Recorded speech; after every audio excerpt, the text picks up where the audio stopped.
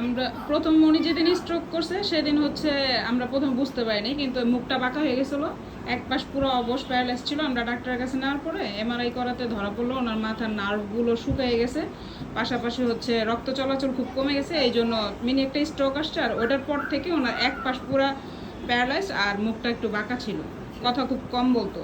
তারপরে আমরা এরকম ফিজিওথেরাপি দেওয়ার পরে মোটামুটি সুস্থ হয়ে গেছিলো। পরবর্তীতে অনেক দিনই ভালো ছিল, হাঁটাচলা করতো, কিন্তু আমার বড় চাচার ছেলে মারা যাওয়ার পরে ওই গোরস্থানে গিয়ে ওনারা কবর দিতে দেখছি, তো ওই দিন আবার ওই সময় আবার একটা মিনি স্ট্রোক করছে। করার পর আমরা ডাক্তার দেখাইছি, টুকটাক চিকিৎসা নিয়েছি, তখনও মোটামুটি সুস্থ ছিল, কিন্তু উনি শুধু খায় আর ঘুমায়, শুয়ে থাকে। তো আমরা হাঁটাচলা করতে বলে হাঁটাচলা করতো না, ব্যায়াম করতো না। এখন আবার নতুন করে গত 20 তারিখে ছোটোখাটো আবার একটা মিনি স্ট্রোক করছে। তারপর থেকে একেবারে টোটালি নিজে থেকে ওঠে না, নিজের হাতে খাইতে পারে না, আর বাথরুমে যায় না, বিছানায় হাগামোতা সব। তো এখন আপনাকে এই জন্যই ডাকা। ডাক্তার দেখাইছেন তো? না, ডাক্তার আমরা দেখাবো, নিজে উনি তো টোটালি হাঁটে না। এখনো ডাক্তার দেখান নাই, সিটি স্ক্যান করেন নাই? না। হ্যাঁ, এবার যেটা করছে এটাতে আমি দেখাই না, আমি ভাবছি যে আগে আপনাকে দিয়ে ফিজিওথেরাপি দিয়ে একটু না পা দুটো সোজা করে দিই। আগে যে জিনিসগুলো ওগুলির জন্য আমি ওষুধ চলতেছে। প্রেশার কত আছে? ওনার প্রেশার এখন একেবারে কমে গেছে। কমে গেছে। হ্যাঁ। হাই, তারপর আগে ছিল হাই প্রেশার, এখন ওষুধ ডাক্তার দেখে কমায় দিছে। এখন তো তাহলে সবচেয়ে বড় বলেছি কোনটা বুঝছেন? মেডিসিনের পাশাপাশি হলো ফিজিওথেরাপি। হ্যাঁ, ফিজিওথেরাপি মেডিসিন কিন্তু উনি দীর্ঘ সময় যাবত মেডিসিন কিন্তু চলমান। আগের বেলা যেগুলো চলছে তো চলছে, এখন তো নতুন করে স্টক করছে। এবং হ্যাঁ। প্রতি মাসেই কিন্তু ওনার ডাক্তার কন্টিনিউ। না, ডাক্তার এখন তো কিন্তু সব বন্ধ ঠিক নাই। আছে আমাদের। হ্যাঁ, হ্যাঁ, সবই ঠিক আছে, কিন্তু স্টক তো তার এক দুইটা তিনটে হয়ে গেল। হ্যাঁ, তিনটে। তাইলে এখন যে স্টকটা করছে, স্টক কিন্তু তার দুর্বল করছে আর কি বেশি। জি এখন একটা সিটি স্ক্যানের দরকার, জি। একটা মেডিসিন নিউরো ডাক্তার দেখানোর দরকার, ওষুধ মেডিসিন চলবে, পাশাপাশি হলো ফিজিওথেরাপি। আচ্ছা। সাইনবোর্ডে ফিজিওথেরাপি কাজটা হলো সম্পূর্ণ এক্সারসাইজ থেরাপি। হ্যাঁ, এই রোগীকে সুস্থ করার জন্য আমাদের মেশিনের কোনো কাজ নাই। মেশিন লাগে কোন সময় উনি যেমন কথা শুনতেছে না, মেশিনটা একটা দূরে দেবো, সে একটা চিপকে দিব, চিপকেটা দিলে অনেক সময় দেখা গেছে ব্রেনটা কিন্তু আসে যাবে। হ্যাঁ, ওনার আবার রক্তক্ষরণ হয়েছে এই বাম সাইড, যে জায়গার রোগ দিয়ে আমরা কথা বলি এই বাম সাইড দিয়া, কথা শুনি আমরা এই ডাইন সাইড দিয়া, আর যত চিন্তা ভাবনা মেমোরি কাজ করতেছে মাঝখানে। কথাটা বুঝছেন? একদিকে হইলো ওনার বয়স একে একে তিনটে স্টক, তিনটে স্টকের ভিতরে এই স্টকটা একটু দুর্বল বেশি। আগেটা মিনি স্টক করছিল শুধু মুখটা এরকম বাঁকা, এটা মুখটা বাঁকা ছিল, মুখটা সোজা হয়ে গেছে অল্প সময়ের ভিতরে। এবার পুরো বিজনেস হয়ে গেছে। এখানটা ওনারা বিজনেস হয়ে দিছে। হ্যাঁ। মেডিসিনের পাশাপাশি ফিজিওথেরাপিটা দিলে 2 টাকা খরচ করেন, কাজে না করেন।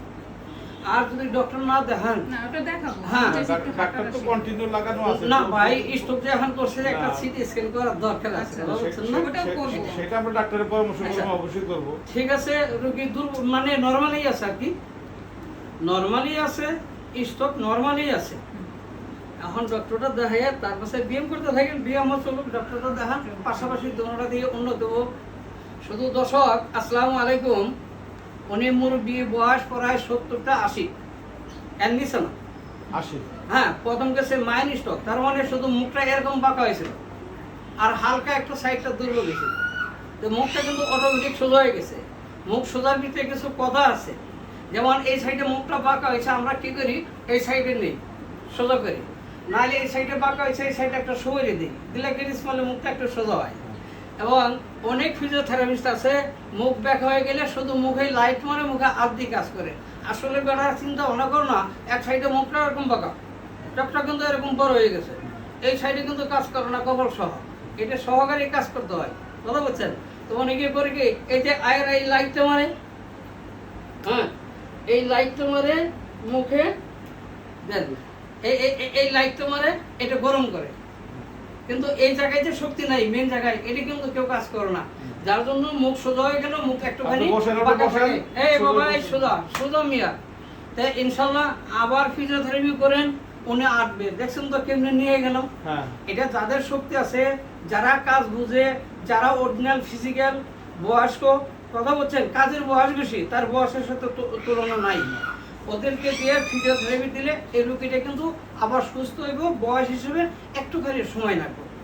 তবে ইনশাল্লাহ দর্শক সবাই দোয়া করবেন, উনি একজন শান্তশিষ্ট মানুষ, নামাজি মানুষ একদিন এই হাত দিয়া বহু লোকের উপকার করছে, আজকে সে অসহায় বিছনায় পড়ে গেছে। হ্যাঁ, আমাদের উচিত হইল যারা ফিজিক্যাল আছে, যারা ফিজিওথেরাপিস্ট আছে, যারা ডাক্তার আছে, সবারই ওনার সেবা দেওয়া, বুঝে শুনে কাজটা করলে উনি যেন একটু আইটি তার নিজের কাজকর্মগুলো করতে পারে, প্রস্রাব পায়খানা করতে পারে, নামাজ কালাম করতে পারে।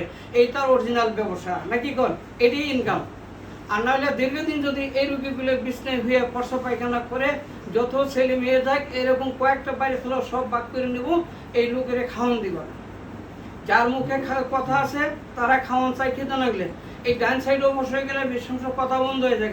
বাই পেটে খিদা আছে, খাওয়ান নাই, চাওয়ার দোকান নাই। আল্লাহ পাক মাফ করুক, সবাই দোয়া করবেন এই লোকটা যেন সুস্থ হয়।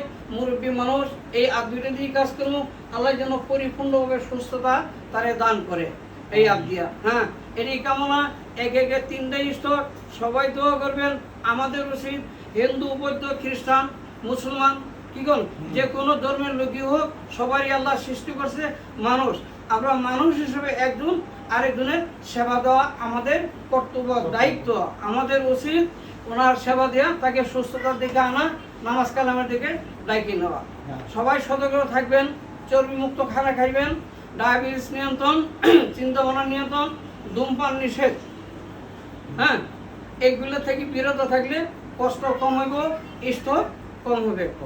হ্যাঁ, সবাই ইনশাল্লাহ সতর্ক থাকবেন, নিয়মিত ব্যায়াম করবেন, মুরব্বীদের সেবা করবেন, উনি সুস্থ হয়ে যাবো। বাবা একটু দাঁড়ান, দাঁড়ান বাবা, দাঁড়ান দাঁড়ান দাঁড়ান দাঁড়ান দাঁড়ান বাবা, দাঁড়ান, একটু আড়েন, একটু আড়েন।